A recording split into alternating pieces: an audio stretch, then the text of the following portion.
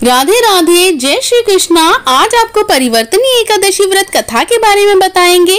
भाद्रपद मास के शुक्ल पक्ष की एकादशी को क्षीर सागर में चातुर्मास में शयन के मध्य भगवान श्री विष्णु करवट बदलते हैं।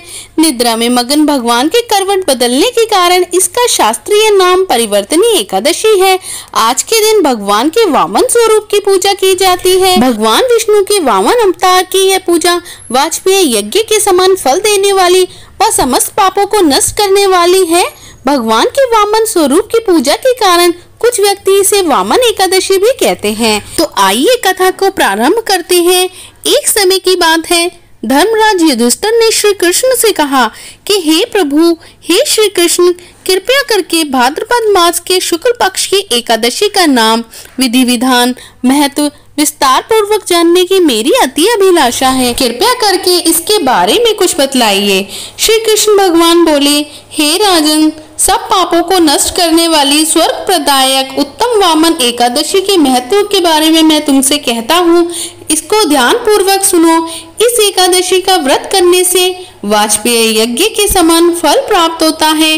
पापियों के सब पाप नष्ट होते हैं और जो कोई भी शुक्ला एकादशी का व्रत और पूजन करता है उसे ब्रह्मा विष्णु सहित तीनों लोगों के पूजन करने का पुण्य फल प्राप्त होता है।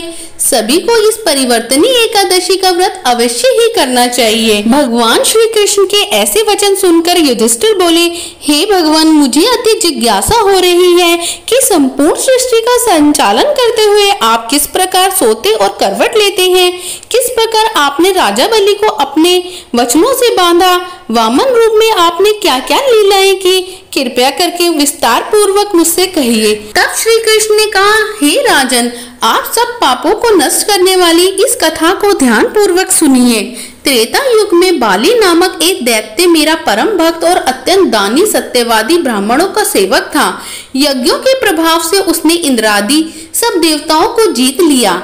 अब तो उसने देवलोक पर भी अपना अधिपति जमा कर सभी देवताओं को स्वर्ग से भगा दिया और संपूर्ण लोकों का स्वामी बन गया। आकाश, पाताल, पृथ्वी तीनों ही लोग उसके अधीन हो गए। तब देव ऋषियों सहित इंद्रादि सब देवता भगवान के पास जाकर उनका पूजन और स्तुति करने लगे। उन्होंने राजा बलि के अत्याचारों से मुक्ति पाने के लिए भगवान से प्रार्थना की। भगवान ने वामन रूप धारण कर अवतार लिया और राजा बलि से 3 पग भूमि मांगी। फिर उन्होंने अपने तेजस्वी रूप से राजा बलि को पाताल लोक में भेज दिया। यह वार्ता सुनकर युधिष्ठिर ने पूछा, हे जनार्दन, हे माधव, आप अपने वामन रूप को धारण करके उस महाबली दैत्य को किस प्रकार जीत लिया। श्री कृष्ण भगवान बोले, मैंने वामन रूप धरकर बलि से 3 पग भूमि की याचना करते हुए कहा कि तुम मुझको 3 पग भूमि दे दो, इससे तुम्हें 3 लोक का दान का पुण्य प्राप्त होगा। राजा बलि ने इसको तुच्छ याचना समझकर स्वीकार कर लिया। फिर मैंने उनसे 3 पग भूमि देने का संकल्प लेकर अपने त्रिविक्रम रूप को बढ़ाकर भूलोक में पद, जनलोक में हृदय, यमलोक में कंठ की स्थापना कर सत्य लोक में मुख और उसके ऊपर मस्तक स्थापित कर दिया। 2 पग नापने के बाद मैंने राजा बलि का हाथ पकड़कर कहा, हे राजन, एक पग में मैं पृथ्वी और दूसरे पग में मैं स्वर्गलोक को नाप चुका हूँ। अब मैं तीसरा पग कहाँ रखूं? तब राजा बलि ने अपना सिर झुका लिया और मैंने अपना पैर उनके मस्तक पर रख दिया। इससे यह भक्त मेरा पाताल में चला गया। उसकी विनती और नम्रता को देखकर मैंने कहा, हे बलि, मैं सदैव तुम्हारे निकट रहूंगा। बलि के कहने पर वहां भाद्रपद की शुक्ला परिवर्तनी एकादशी के दिन बलि के आश्रम पर मेरी यह मूर्ति स्थापित हुई। दूसरी क्षीर सागर के शेषनाग की पीठ पर हुई।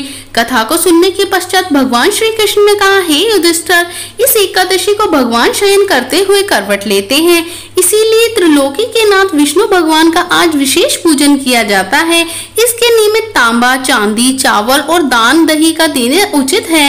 रात्रि को जागरण करना भी आवश्यक होता है। जो भी इस व्रत को करता है उसको सब पापों से मुक्त होकर स्वर्गलोक की प्राप्ति होती है। उनका चंद्रमा के समान निर्मल यश संसार में फैलता है। जो पापों को नष्ट करने वाली इस कथा को पढ़ता या सुनता है उसको 1000 अश्वमेध यज्ञ का फल मिलता है।